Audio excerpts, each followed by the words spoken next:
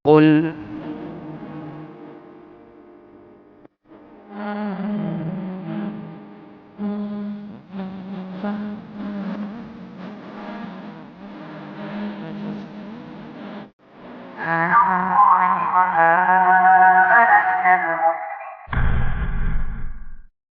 Bismillahirrahmanirrahim. Assalamualaikum warahmatullahi wabarakatuh.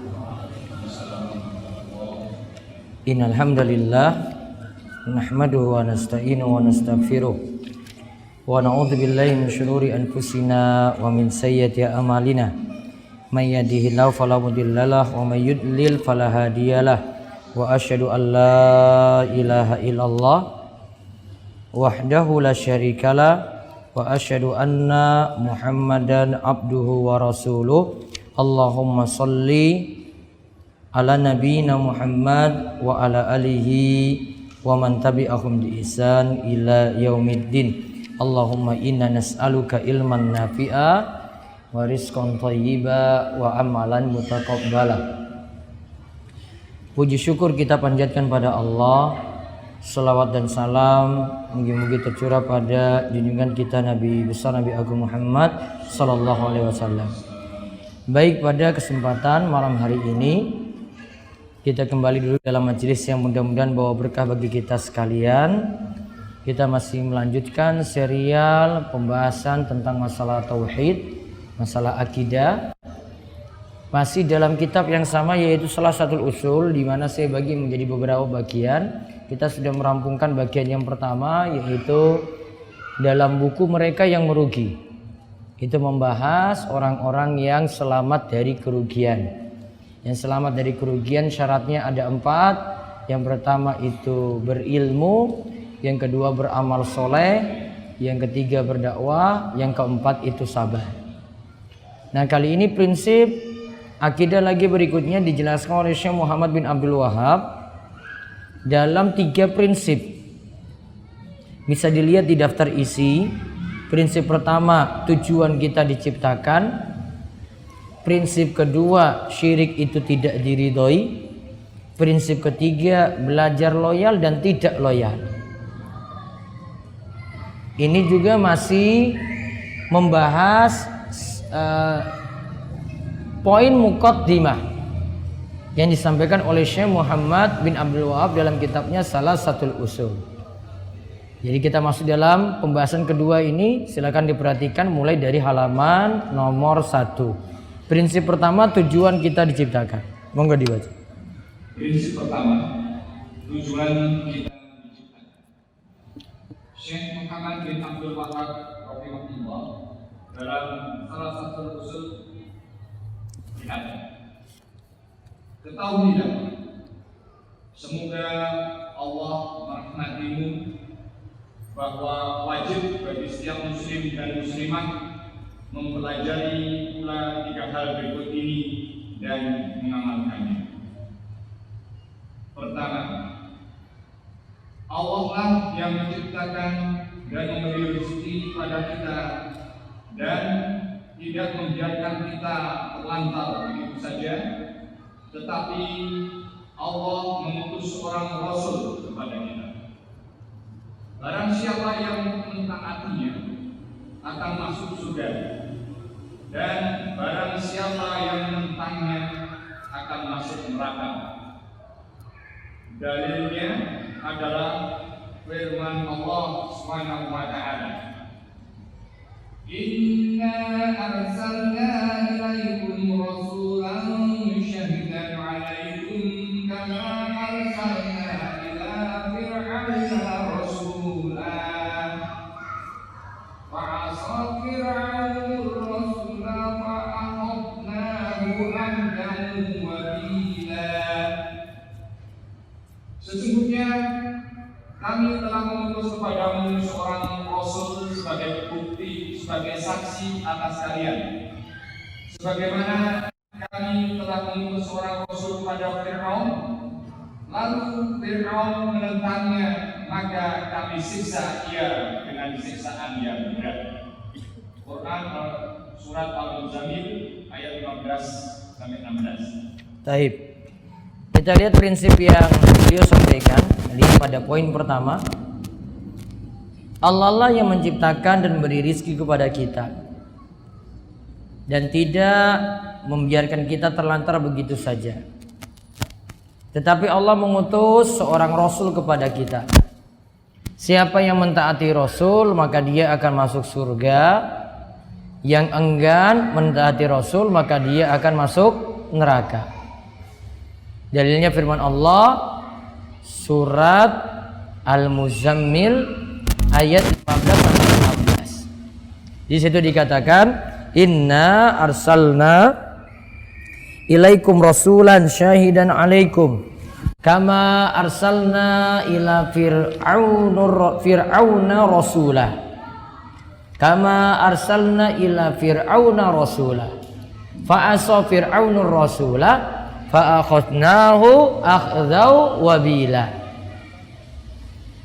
Di sini juga dikatakan sesungguhnya kami mengutus kepada kalian seorang rasul. Rasul ini tugasnya apa? Syahidan. Jadi saksi. Yaitu jadi saksi untuk kalian. Artinya risalah sudah ada. Kalian mau berargumen mengatakan bahwasanya saya belum mendapatkan orang yang memberikan saya nasihat. Ini sekarang risalah sudah ada. Sudah ada Rasul yang diutus. Jadi saksi untuk kalian. Sebagaimana kami juga telah utus kepada Fir'aun seorang Rasul. Siapa Rasulnya? Siapa Rasul kepada kepada Fir'aun? Siapa? Musa. Maka Rasul ini juga diutus kepada Fir'aun. Fa'asa Fir'aunur rasulah. Fir'aun itu durhaka kepada utusan tadi, tidak mau patuh menentangnya. Fa'akhadnahu akhdau wabila. Maka kami siksa Fir'aun dengan siksa yang pedih. Kesimpulannya Syekh Muhammad bin Abdul Wahab cuma simpel saja berdalil dengan dalil ini. Kalau kita mau taat kepada Allah, selamat berarti. Namun kalau kita tidak mau taat kepada Allah, jadilah keadaannya seperti Fir'aun. Contohnya sudah ada sebelum kita. Jadi nggak perlu kasih contoh saat ini, kasih contoh sebelum kita. Sudah ada, Fir'aun durhaka, celaka kan dia. Maka kalau ada juga yang mendustakan Rasul sebagaimana Fir'aun tadi, maka dia akan celaka sebagaimana Fir'aun, alias tidak selamat. Nah, ini prinsip yang diajarkan. Nah, sekarang kita bagi dalam beberapa poin. Monggo dibaca. Kita diciptakan untuk beribadah kepada Allah. Allah Subhanahu wa taala berfirman, "Wa ma khalaqul jinna wal insa illa liya'budun." Dan aku menciptakan jin dan manusia melainkan supaya mereka beribadah kepadaku. Quran surat Al-Zariyat ayat 56. Ini adalah tujuan Allah menciptakan jin dan manusia untuk beribadah kepadanya. Semua Rasul mengajak untuk beribadah kepada Allah. Maksud dari beribadah kepadanya adalah mengenal dan mencintai Allah, juga kembali kepadanya serta berpaling dari selainnya. Namun ibadah semakin sempurna jika kita mengenal Allah. Semakin kita mengenal Allah, semakin sempurnalah ibadah kita. Demikian dijelaskan oleh Syekh Abdul Rahman bin Nasir Asy-Syabdi rahimahullah dalam kitab tafsirnya.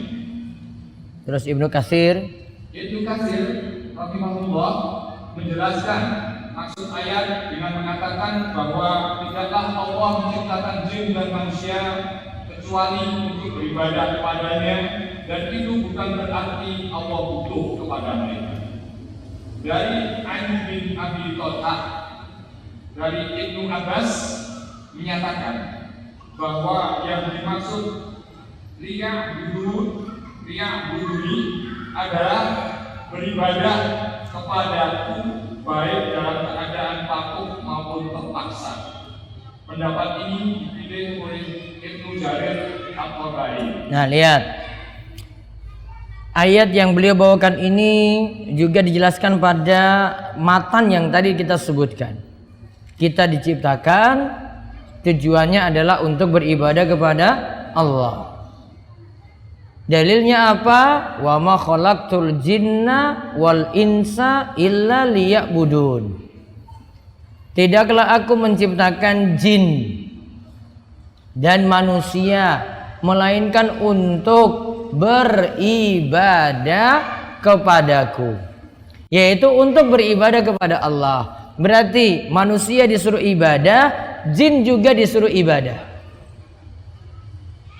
Manusia ada rasul yang diutus, harus patuh pada rasul tadi. Jin cukup dengan rasul dari manusia, dari kalangan manusia saja sudah cukup. Rasul dari kalangan manusia tadi jadi pemberi peringatan untuk para jin yang ada, dan jin sudah mendapatkan manfaat dari rasul manusia yang diutus. Sehingga untuk jin itu tidak ada rasul dari kalangannya. Paham gak ini? Jadi yang memiliki rasul cuma dari kalangan manusia saja. Namun para jin itu punya dai. Ya, para jin itu punya apa? Dai. Dai-dainya ada. Namun untuk rasul tidak ada rasul dari kalangan jin. Cuma dai. Dai pemberi peringatan. Seperti kisahnya disebutkan oleh Allah Subhanahu wa taala, ada pembahasannya dalam surat Al-Jin. Itu dibahas ya, tentang kisah ini juga nanti dalam surat Al-Ahqaf. Dari ayat 29, 30, 31. Itu nanti dijelaskan tentang ada sekelompok jin. Mereka itu datang mendengar bacaan Al-Qur'an yang dibaca oleh Rasul sallallahu alaihi wasallam. Wa israfna ilaika nafarum minal jinni yastami'unal Qur'an. Falamma hadaruhu qalu ansitu. Falamma qudiya wallau ila qaumihim mundzirin. Yaitu para jin tadi, ada beberapa situ hadits. Mereka ketika itu datang di hadapan Rasul. Di sini ada beberapa peristiwa yang ceritakan ini. Ada yang mengatakan, satu peristiwa mengatakan ini terjadi ketika para jin tidak bisa lagi mendengar berita langit karena masa-masa turunnya wahyu. Lantas ketika itu mereka ke muka bumi, disuruh coba lihat di muka bumi ini ada gerangan apa sampai kita tidak bisa melihat berita langit. Setiap kami melihat berita langit pasti nanti akan dilempar dengan api.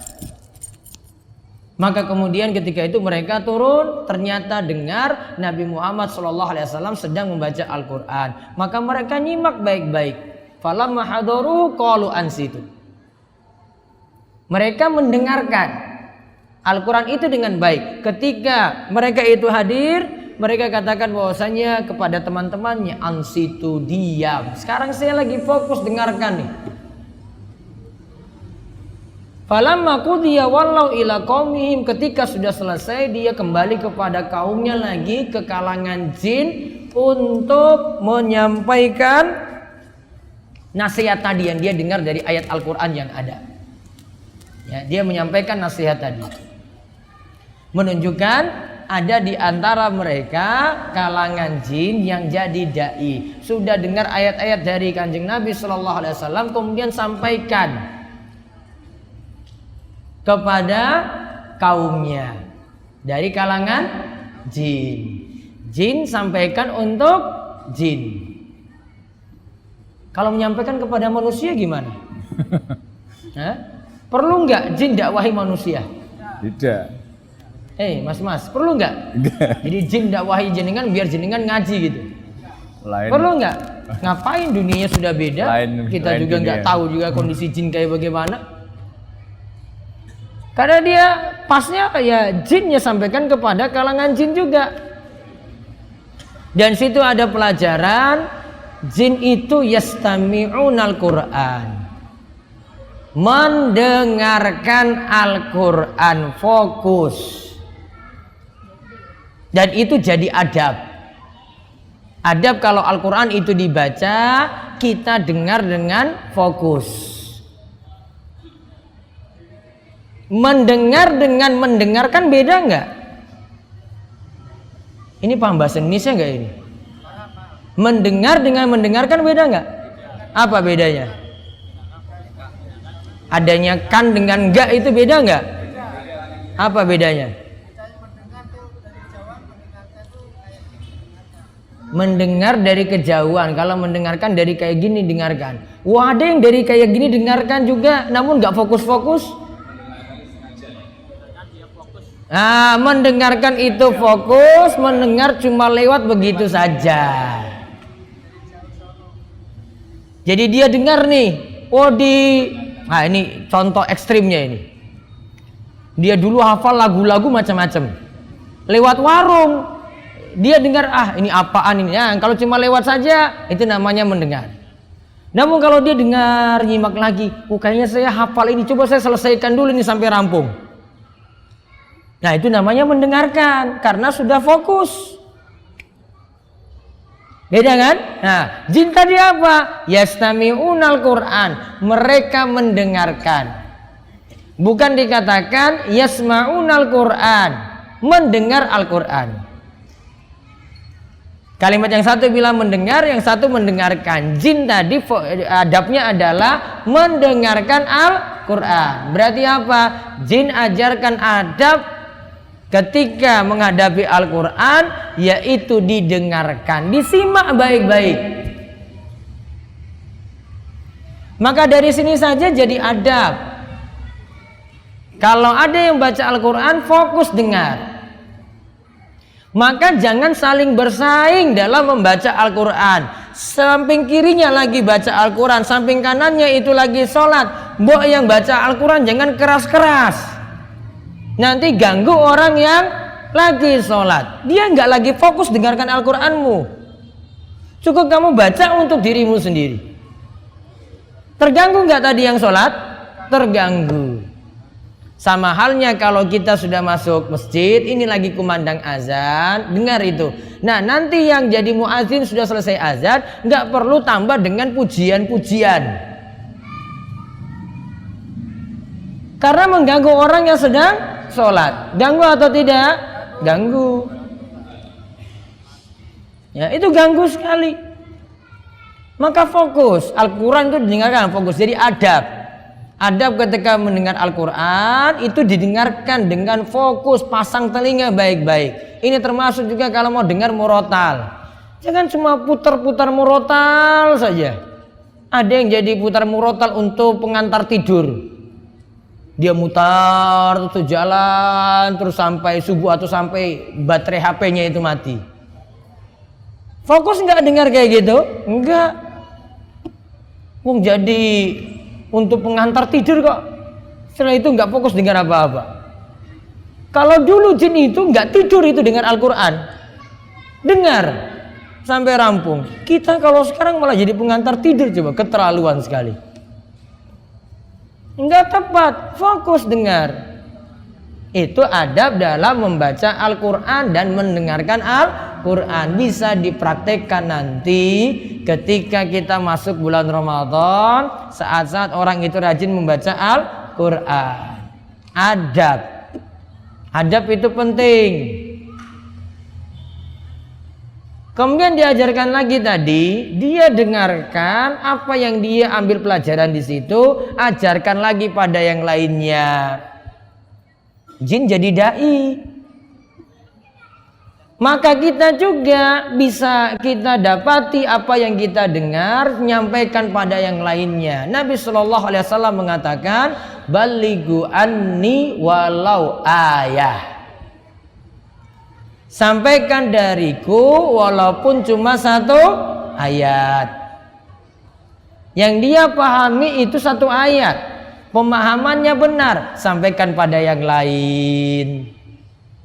Ini bukan jadi dalil asal ngomong saja. Ini bukan jadi dalil, hadis ini bukan jadi dalil, wah yang penting kan saya punya kitab hadis, saya bacakan ke hadapan yang lainnya, untuk yang lainnya itu tahu. Padahal hadis-hadis dhaif nanti dia baca. Ada kan kitab fadilah amal kan? Ada atau tidak? Ada. Dhaif enggak hadis-hadisnya? Enggak tahu. Mudah-mudahan tobat.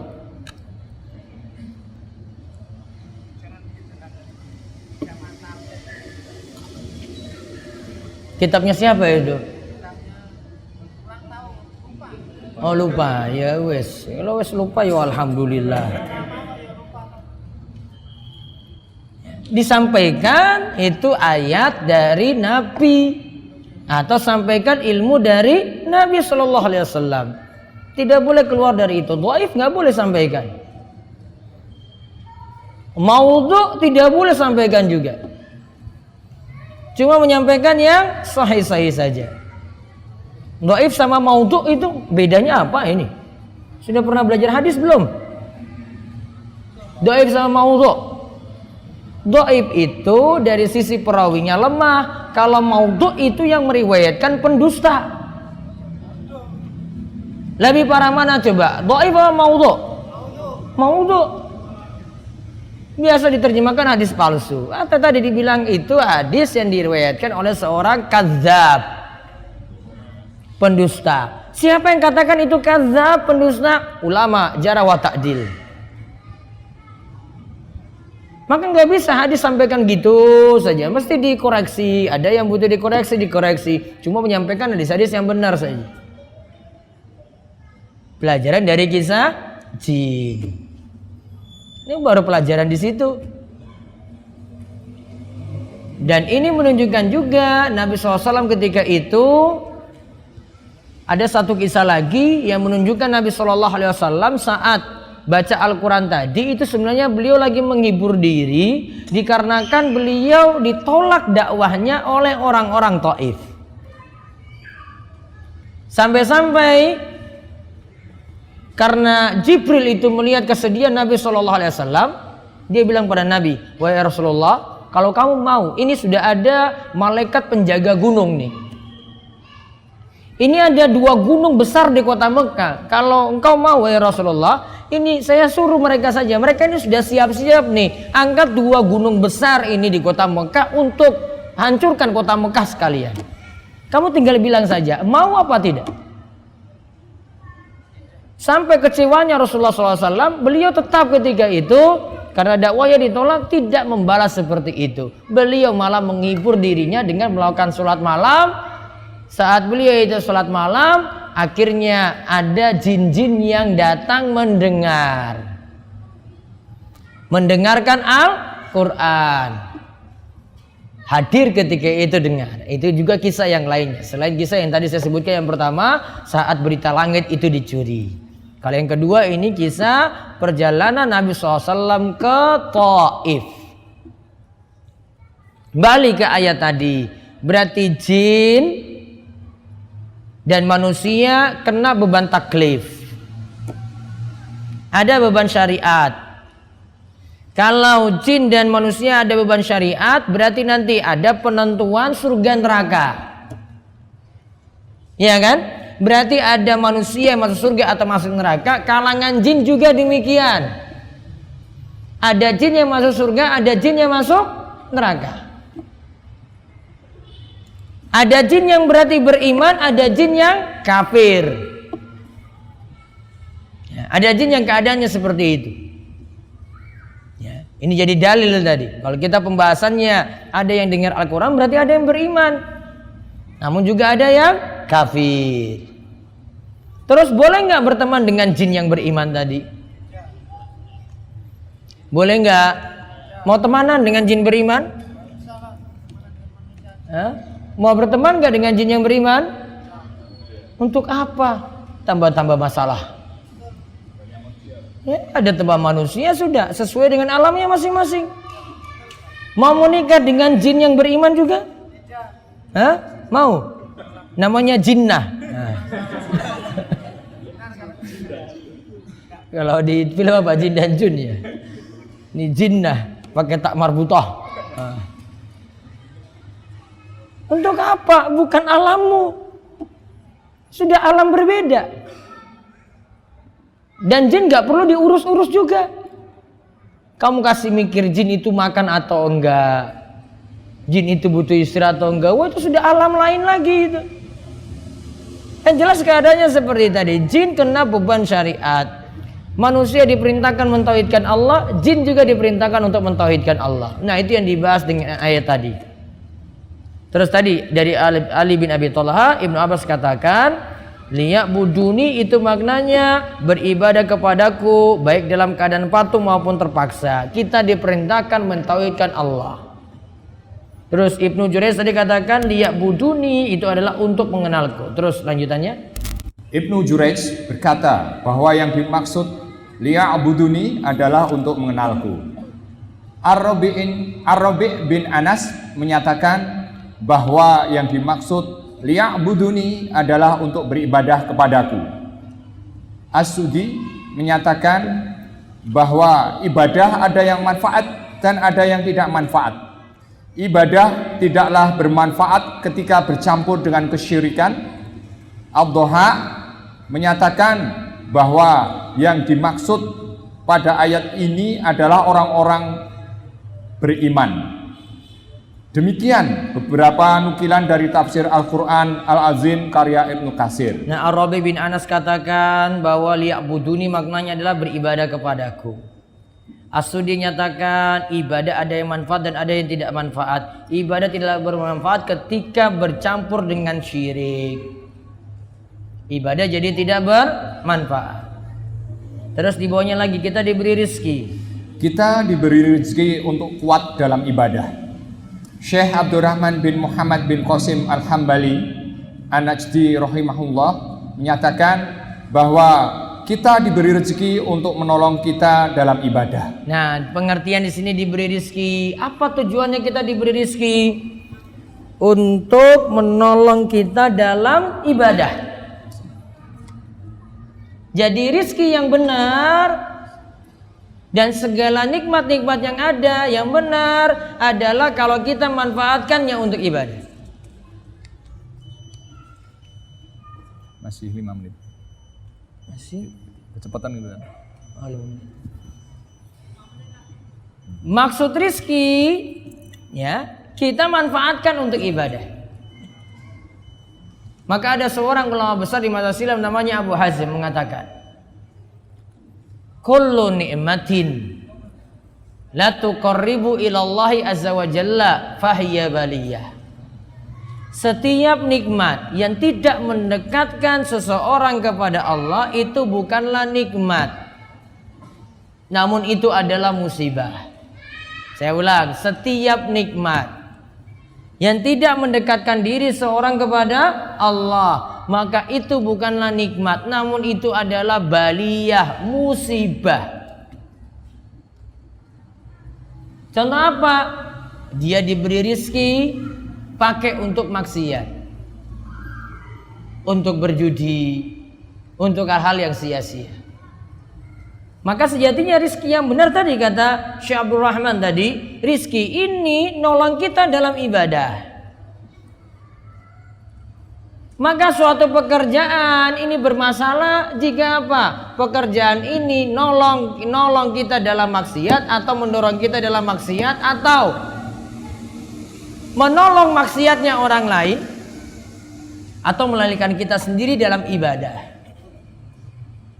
Ini pekerjaan yang masalah. Contoh, kaitannya dengan Ramadan. Siang hari dia buka warung, beri makan, jual makan pada orang-orang yang tidak puasa, laki-laki kuat. Warung makan. Beda ya kalau dia jual kepada ibu-ibu ya, bisa jadi ibu datang bulan kan, bisa. Atau dia buka untuk anak-anak biar bisa beli makan kan, bisa.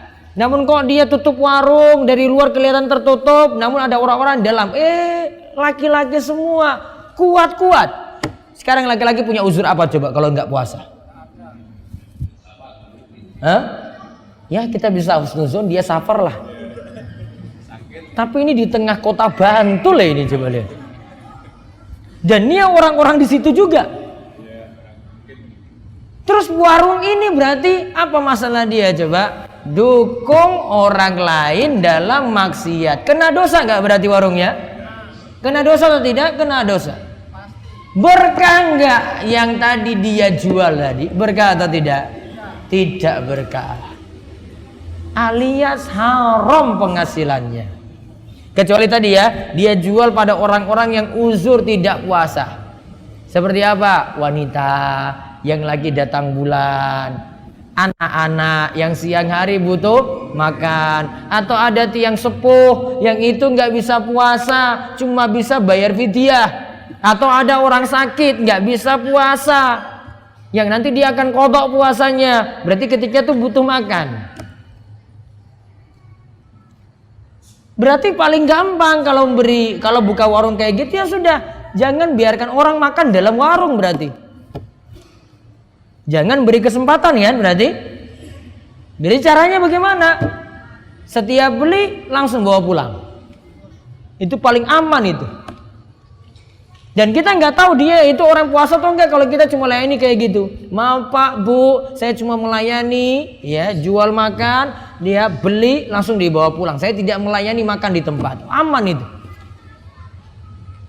Iya enggak? Aman. Karena kalau kita sediakan dia makan di tempat, wah ini orang-orang yang kuat puasa ini. Buktinya aja kalau mau tahu dia itu orang yang bersalah. Coba kalau ada orang yang puasa itu datang untuk lihat mereka itu, pasti mereka malu sekali, nunduk semuanya. Sering itu saya lihat kayak gitu. Kita mau ngantri buka puasa di situ ya, jam 5 sudah pada buka. Emangnya apa dia waktunya beda dengan kita? Pasti nggak puasa kan? Kok warung buka kayak begini? Warung nggak paham hukum. Makanya punya warung yo ngaji. Biar tahu hukum kayak tadi. Itu namanya dukung dalam maksiat. Pekerjaannya masalah. Wallahu alam, kita siap sholat isya. Dan nanti setelah isya baru lanjut lagi dengan pembahasan yang tersisa. Alhamdulillah wassalatu wassalamu ala Rasulillah wa ala alihi wa sahbihi wasallam. Baik, ikhwani fiddin wa khadifillah rahimani wa rahimakumullah, kita lanjut. Masih dalam prinsip yang pertama, kita selesaikan prinsip pertama pada malam hari ini. Tak mungkin manusia dibiarkan begitu saja. Pasti diperintah dan dilarang. Kita lihat pembahasannya di halaman kelima. Tak mungkin manusia dibiarkan begitu saja. Allah Subhanahu wa ta'ala berfirman, Afahasibtum annama khalaqnakum abasan wa annakum ilaina la turja'un. Maka apakah kamu mengira bahwa sesungguhnya kami menciptakan kamu secara main-main saja dan bahwa kamu tidak akan dikembalikan kepada kami? Quran surat Al-Mu'minun ayat 115. Terus Ibnu Qayyim Al-Jauziyah rahimahullah mengatakan, apakah kalian diciptakan tanpa ada maksud dan hikmah dan tidak untuk beribadah kepada Allah dan juga tanpa ada balasan darinya? Madarijus As-Salihin juz 1 98. Allah Subhanahu wa taala berfirman, Ayahsabul insanu ayyutraka sudah. Apakah manusia mengira bahwa ia akan dibiarkan begitu saja tanpa pertanggungjawaban? Quran surat Al-Qiyamah ayat 36. Imam Asy-Syafi'i mengatakan, La yu'maru wa la yunha. Apakah mereka diciptakan tanpa diperintah dan dilarang? Ulama lainnya mengatakan, La yusabu wa la yu'aqabu. Apakah mereka diciptakan tanpa alasan dan siksaan? Lihat Madarijis As-Shalihin juz 1 halaman 98. Lihat Al-Mu'minun ayat 115. Apa hasibtum annama khalaqnakum abatha wa annakum ilaina la turja'un. Maka apakah kamu mengira bahwa sesungguhnya kami menciptakan kamu main-main saja, dan bahwa kamu tidak akan dikembalikan kepada kami? Keterangannya Ibnu Qayyim katakan, apakah kalian diciptakan tanpa ada maksud dan hikmah? Tidak untuk beribadah dan juga tidak ada balasan. Pasti diperintahkan ibadah dan pasti ada balasan. Juga dalam surat Al-Qiyamah ayat 36, ayahsabul insanu ayyutraka sudah. Apakah manusia mengira bahwa ia akan dibiarkan begitu saja tanpa pertanggungjawaban? Imam Syafi'i katakan, la yu'mar wa la yunha. Apa mungkin tidak diperintah, tidak dilarang? Ulama yang lain mengatakan, la yusabu wa la yu'aqabu. Apakah tidak dibalas dan tidak diberi hukuman? Maka menunjukkan kita pasti dunia ini ada perintah, ada larangan. Perintah kita jalankan, larangan kita jauhi. Kalau ada perintah, ada larangan, pasti nanti ada balasan. Tidak mungkin tidak ada balasan. Justru kalau kita beramal dunia ini tidak ada balasan, tidak adil Allah. Allah tidak adil ketika itu. Dibiarkan gitu saja, sholat saja. Mana keadilan kalau gitu di sini?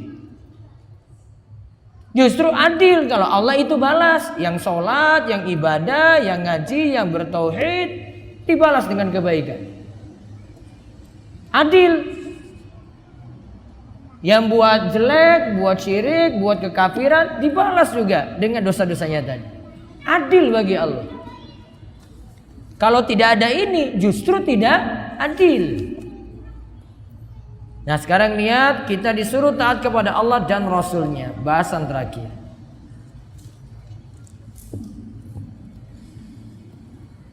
Kita disuruh taat kepada Allah dan Rasulnya. Nah lihat perkataan Syekh Muhammad bin Abdul Wahab.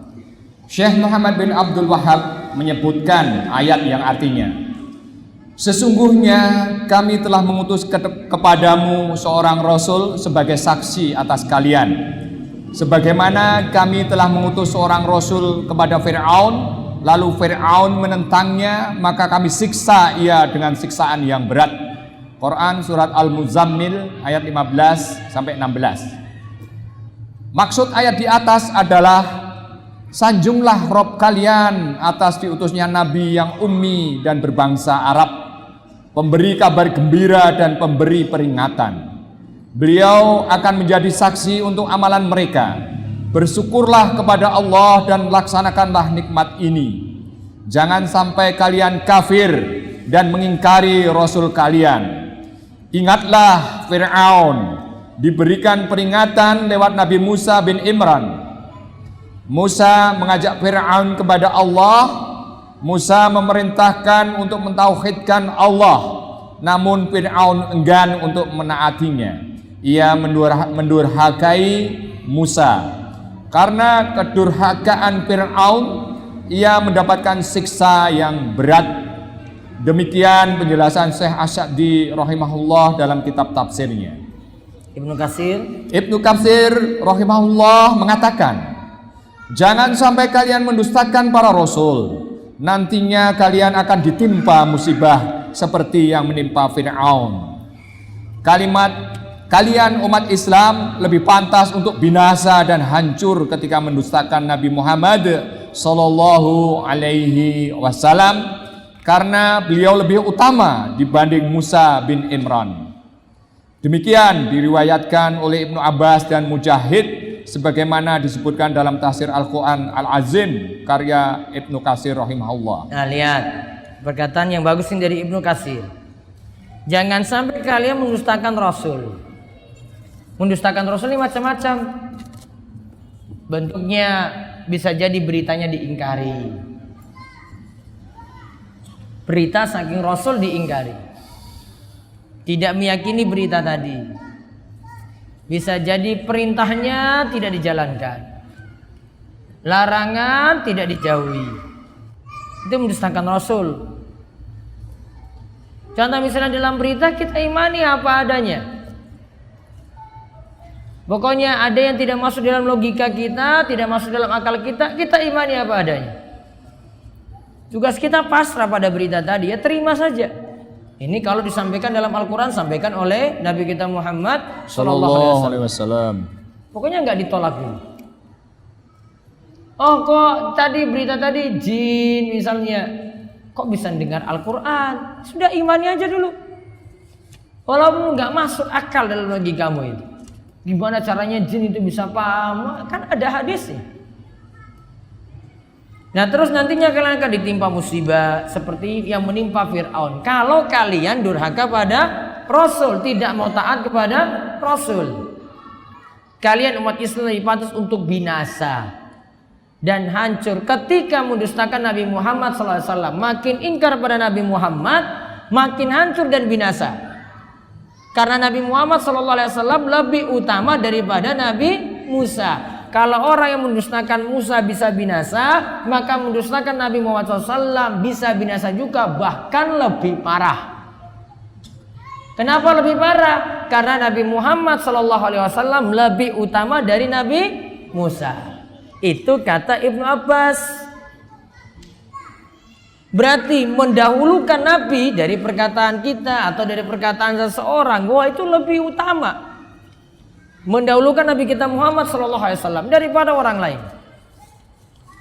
Bahkan sampai mau dibandingkan dengan Nabi yang lainnya juga, tetap Nabi kita Muhammad SAW kita ikuti, kita taati.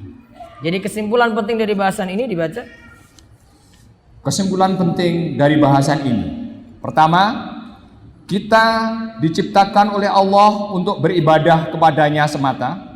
Dua, kita diciptakan tidak sia-sia, ada satu tujuan. Tiga, siapa saja yang mendustakan Rasul, dia akan mendapatkan siksa yang berat.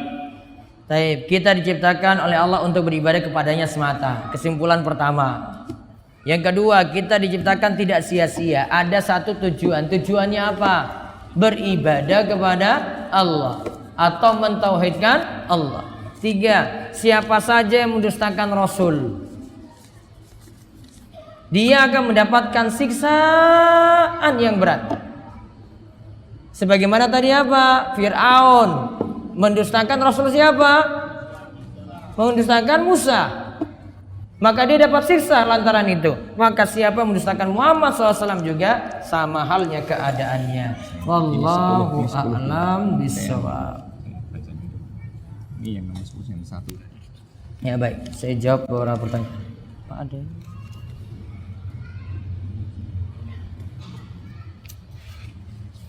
Nanti pembahasan yang selanjutnya bukunya dipegang lagi, nanti insya Allah di pertemuan selanjutnya nanti akan diumumkan lagi. Namun di pertemuan selanjutnya nanti tanggal 4 Mei nanti bahas Ramadan, materinya akan menyusul insya Allah. Mudah-mudahan ada buku yang dibagikan gratis lagi.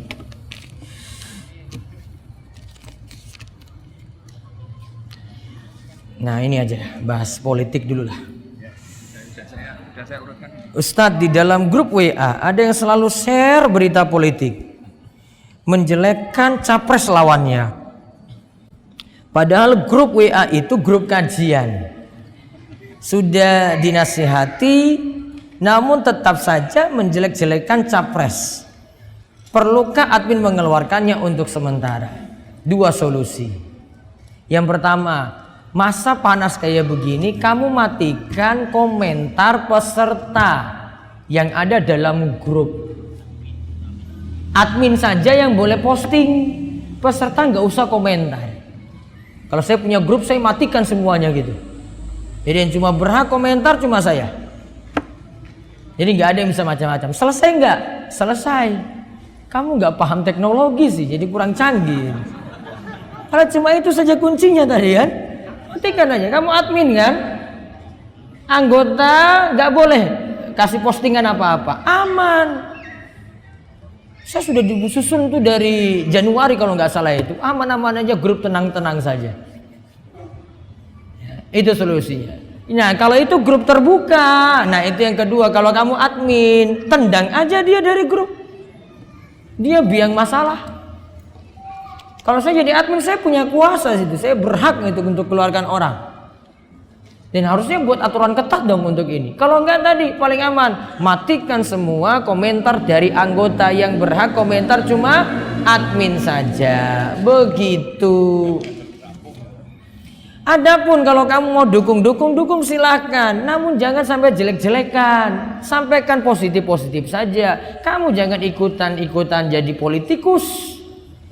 Apalagi ini di grup kajian. Buat masalah. Nanti kadang ini yang share kayak gitu nanti minta maaf ujungnya, aduh mohon maaf salah share. Ya, masa share saja kamu itu nggak lihat grup, sudah tahu itu grup kajian, harusnya kan bisa dikontrol itu. Jadi tolonglah untuk lebih beradab kalau itu di majelis kajian. Kamu mau dukung silakan, mau jungkir balik kayak mau apa kayak silakan. Namun ini nggak ada aturan di sini. Ada yang nggak senang kayak begitu, maunya netral saja. Apa hukumnya masuk ke dalam rumah ibadah orang kafir? Tujuannya apa? Kalau tujuannya tidak ada, nggak perlu. Contoh misalnya, perlu kasih contoh nggak? Candi itu tempat ibadah bukan? Bapak-bapak, candi tempat ibadah bukan? Tempat ibadah. Ngapain coba ke candi?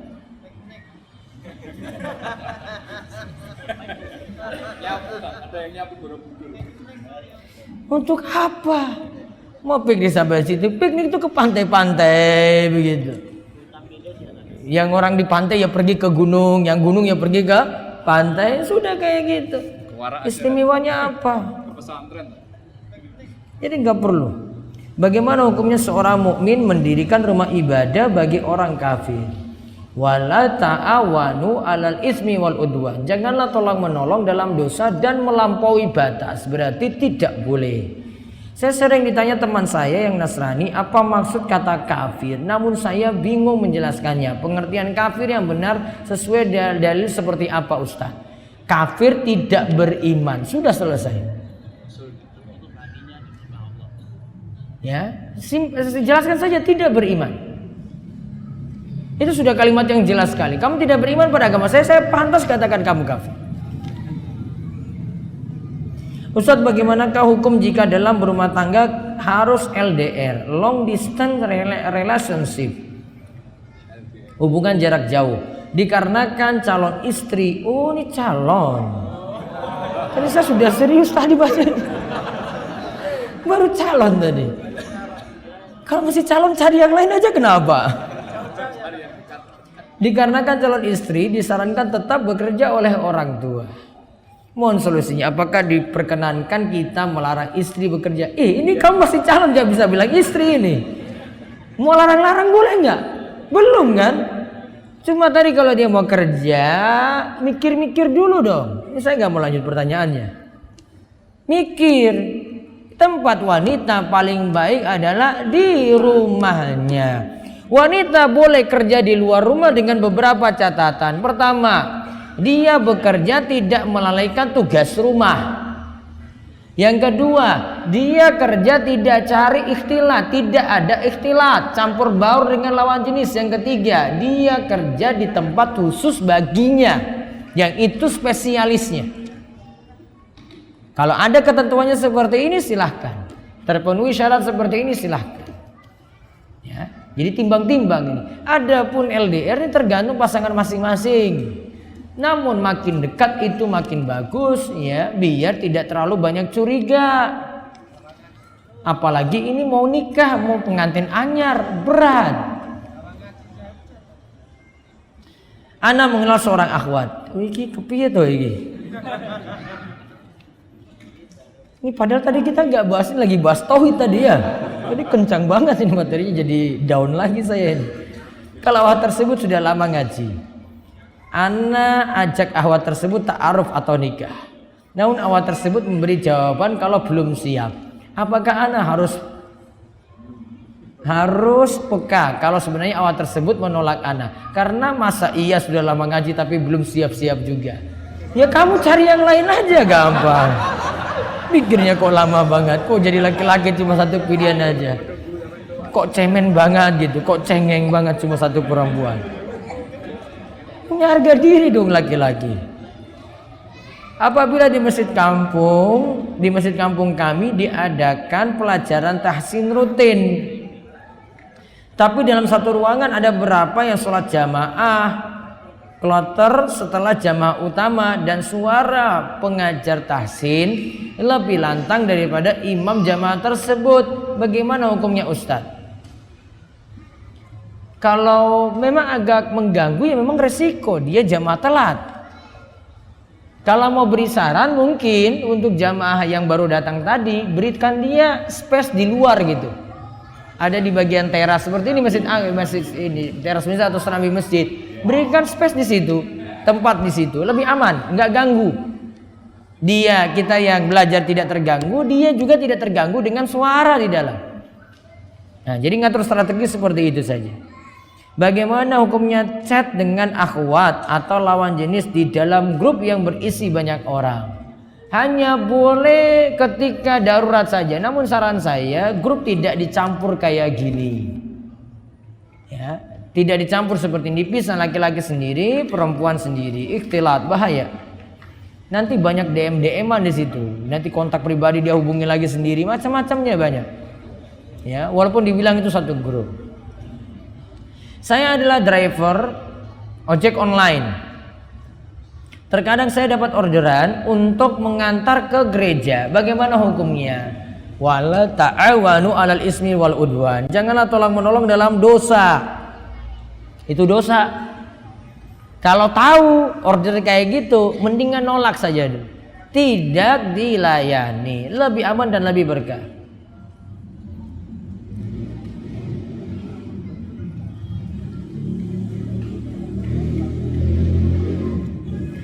Biasanya kita di kantor atau sekolah ada program rekreasi ke Bali. Padahal ada paketan ke pura atau kesenian-kesenian berbau Hindu seperti tari-tarian. Bagaimana dengan hal itu jika kita ikut? Cukup tinggal di hotel atau parkiran atau langsung kita putuskan untuk tidak ikut? Kalau itu terpaksa karena tugas kantor atau sekolah, berarti dia pergi ke sana. Namun kalau diajak ke tempat ibadah semacam tadi, tidak ikut. Dan kalau tidak ikut sama sekali juga dibolehkan. Boleh. Apa hukum memutar murotal 24 jam di rumah? Tadi kan disuruh yastami'unal Quran, mendengar, nyimak, fokus. Kalau tidak seperti itu, baiknya tidak diputar 24 jam kayak tadi. Apakah kita lebih baik berteman dengan non muslim daripada muslim? Karena jika kita berteman dengan non muslim tidak perlu mengingatkan. Mudaratnya banyak, jangan pikir kayak begini. Kamu akan terpengaruh dengan kebiasaan dia. Dia ke gereja, kemana, kamu terlalu banyak toleran ke dia. Terus nanti gaya hidupnya, kebebasannya begitu, pergaulannya, banyak sekali faktor. Bukan hanya urusan dia ini kita jadi teman atau bukan aja, banyak faktor kita terpengaruh. Keluarga kami punya pusaka atau sejenis benda peninggalan leluhur sejenis tombak atau keris. Namun sekarang yang merawat atau diserahkan orang lain, bukan keluarga kami lagi. Pertanyaannya, apakah kami cukup berlepas diri atau harus menghancurkan?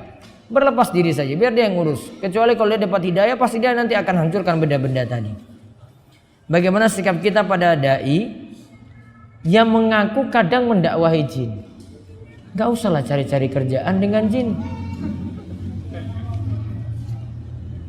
Yang tugas jin itu cukup saja dia dengar tadi kan. Rasul juga tidak perlu nggak dakwah langsung. Jin sudah paham itu, dia dengar Al-Quran. Kalau jin paham bahasa kita berarti cuma dengar aja sudah, dia sampaikan kepada kaumnya. Ada jin-jin yang baik-baik ikut hadir juga dalam majelis ilmu ada. Ya sudah, biarkan kayak gitu. Urus alamnya sendiri, nggak perlu kita campur baur di situ. Dulu kami mengoper kontrak kios selama 3 tahun. Baru berjalan 1 tahun usaha berhenti karena beberapa pertimbangan. 1, waktu untuk beribadah. 2 waktu untuk keluarga, 3 bukan usaha pokok atau sampingan. Pertanyaan, apakah boleh sisa kontrak kami alihkan kepada orang lain? Boleh. Kalau boleh, harga kontrak kios sama dengan harga awal atau boleh lebih tinggi? Tergantung. Di sini bebas, tidak diatur juga. Ya, jadi tinggal ditimbang-timbang. Kalau lagi sholat malam sendiri, bolehkah kita mengeraskan sedikit suara kita, mengeluarkan suara? Kalau para ulama jelaskan asalnya kalau sholat sunnah di malam hari sama seperti keadaan sholat malam, yaitu jahar. Kalau di siang hari sir, kan asalnya sholat malam seperti itu, sholat siang seperti itu. Kalau dia jaharkan untuk dirinya sendiri boleh. Salam setelah tahiyat akhir cukup assalamualaikum ataukah assalamualaikum warahmatullahi wabarakatuh. Ini kembali kepada riwayat. Riwayat yang tepat cuma sampai di assalamualaikum warahmatullahi. Tambahan warahmatullahi wabarakatuh dhaif. Sehingga cukupkan sampai di assalamualaikum warahmatullahi saja atau assalamualaikum saja. Namun yang wajib salam ke kanan. Salam ke kiri hukumnya sunnah, tidak wajib. Pada awal memulai sholat, shaf rapat. Bangun dari rakaat 1 ke 2, shaf jadi tidak rapat. Karena makmum di kiri dan kanan menjauh. Saya ingin melebarkan kaki, posisi sholat jadi nggak nyaman. Karena terlalu lebar. Namun shaf tidak rapat juga tak nyaman. Selama masih dekat sah. Dan kerapatan shaf cuma kesempurnaan sholat, tidak jadi wajib. Ya, cuma kesempurnaan sholat atau sunnah. Sehingga kalau tidak sampai rapat pun sholat tetap sah. Apakah di sini rapat, di sini harus ketemu kaki dengan kaki, pundak dengan pundak? Sebaiknya seperti itu. Namun para ulama kalau jelaskan tentang merapatkan shaf seperti Syekh Muhammad bin Shalih Al-Utsaimin, beliau katakan merapatkan shaf yang dimaksud adalah dengan tujuan supaya shaf itu lurus. Apakah mesti merapatkan persis? Hadis dari Anas bin Malik cuma menyebutkan pundak rapat dengan pundak, kaki dengan kaki. Namun bukan maksudnya sampai sempit, enggak. Jadi rapat saja. Namun tidak sampai desak-desakan.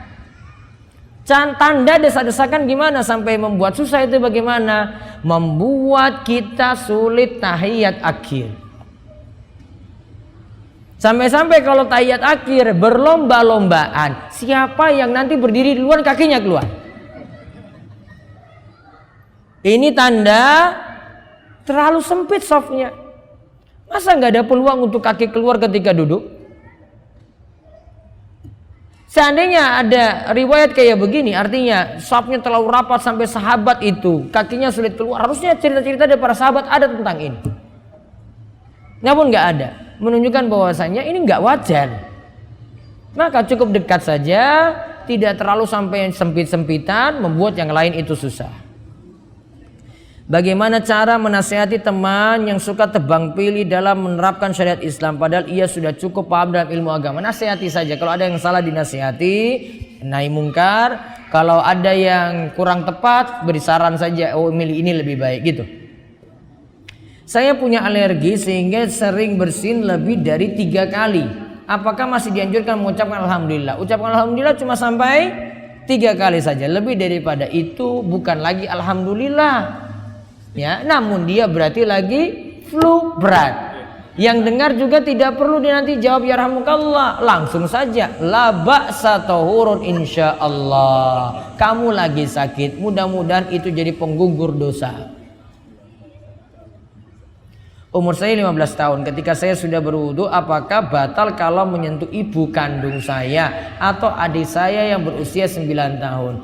Dalam mazhab Syafi'i yang menganggap batal bersentuhan dengan lawan jenis, yang dimaksud adalah ketika bersentuhan dengan yang bukan mahram.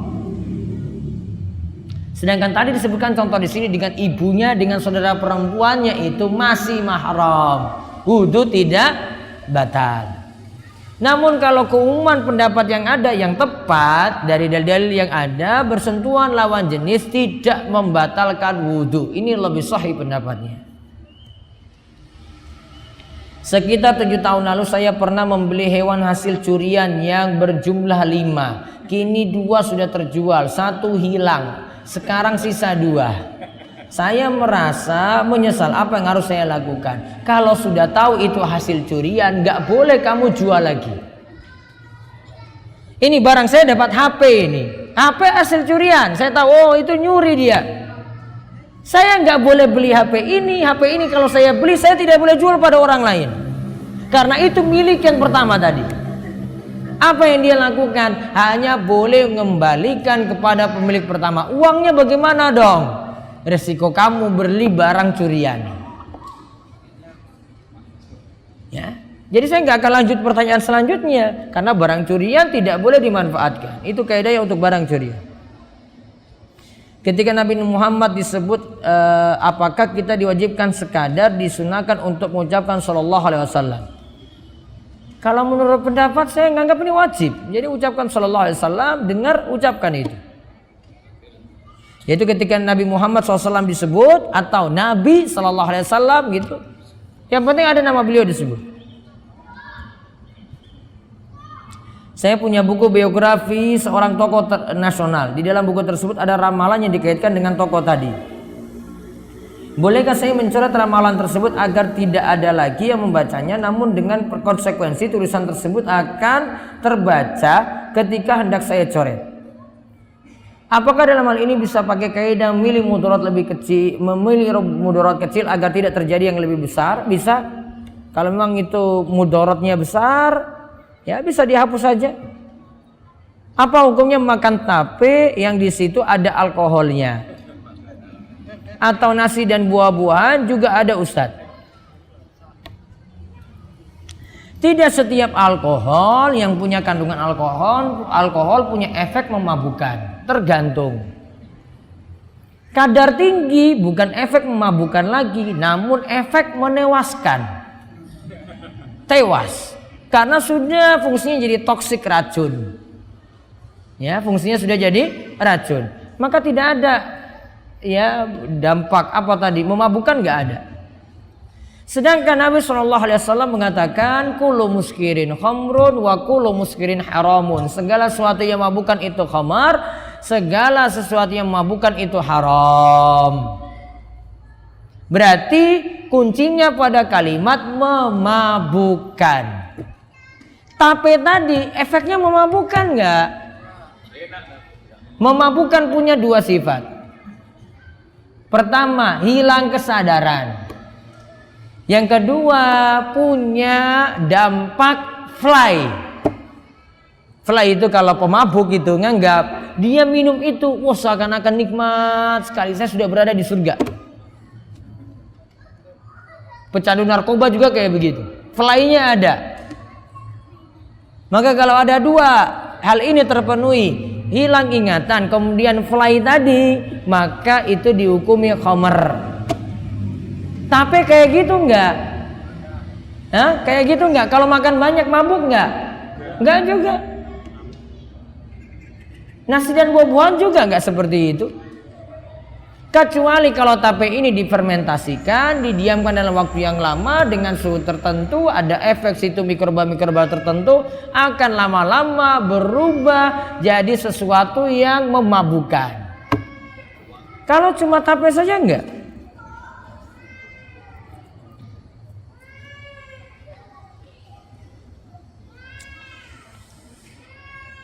Perlu dijawab gak ini? Suruh coblos apa gitu.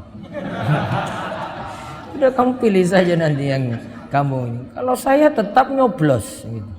Nanti pilih saja sendiri. Lihat dari rekam jejaknya bagaimana, lihat dari kawan-kawannya itu bagaimana.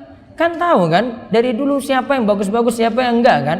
Jangan lihat dari orangnya, lihat yang dari sekelilingnya itu apa. Kamu sudah pintar sendiri, mikir sendiri. Bapak saya stroke qadarullah, yang mana sulit untuk bergerak, untuk berbicara yang jelas. Dahulu bapak saya pun jarang sholat. Terus. Jadi pertanyaannya, dia sholat apa enggak? Jadi intinya kayak gini ya, dia sholat atau tidak, terus cara sholatnya bagaimana? Atau kamu jadi imam untuk bapak tadi. Kalau masih punya kesadaran, berarti masih dibebani syariat. Namun kalau stroke ini sudah tidak ada kesadaran lagi, maka sudah hilang beban syariat. Berarti kalau dia masih bisa berpikir, dia sholat sesuai dengan keadaannya. Wudhu bagaimana? Tetap ada enggak? Iya, kalau wudhu masih mampu wudhu. Kalau nggak bisa wudhu gimana? Diwudukan kalau bisa, maka wudukan. Itu bisa dilakukan. Jadi lihat keadaannya, masih sadar berarti tetap masih bisa sholat.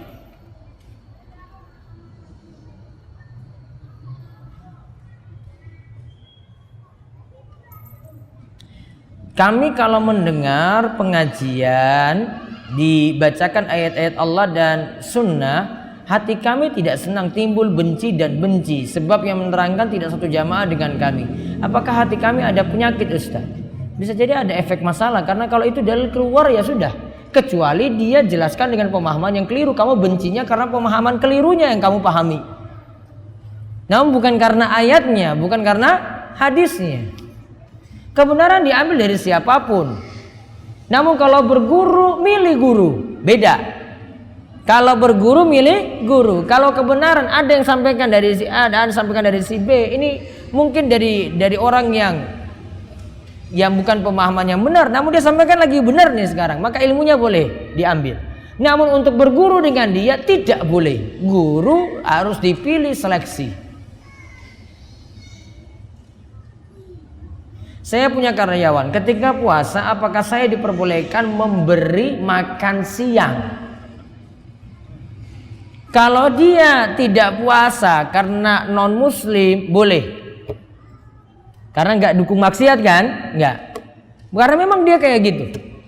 Kalau dia orang muslim terus tidak sholat, terus tidak puasa lagi, kamu bantu dia untuk ini, dosa. Berarti dukung dalam maksiat. Jadi orangnya dilihat dulu. Wallahu a'lam.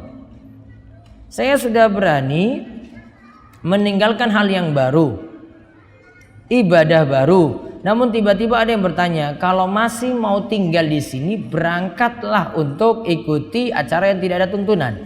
Ada yang mengatakan boleh, namun mengingkari dalam hati. Namun ada juga yang berpendapat datang boleh, namun bertujuan untuk membubarkan. Kalau membubarkan kamu cari masalah nanti. Kalau ada kamu datang meminimalkan. Jadi saya tergantung kasus, dia tanya dia berada di mana dulu. Kalau sifat orang kota cuek pada yang lain, dia tinggal di perumahan nggak datang, nggak ada yang problem kan itu. Namun kalau tinggal di desa nggak berangkat, resiko besar. Punya hukuman sosial di sini. Oh iya Pak, kamu nggak pernah berangkat nih ya. Besok nanti kalau jenengan punya hajatan nggak akan dibantu. Mau meninggal dunia nggak akan diurus. Paling urgent butuh kayak gitu. Maka timbang-timbang. Kita kadang nggak bisa dakwah ya terpaksa meminimalkan datang. Namun ada cuma setor muka gitu saja. Tanpa ikut pada acara-acara intinya di situ. Wallahu a'lam.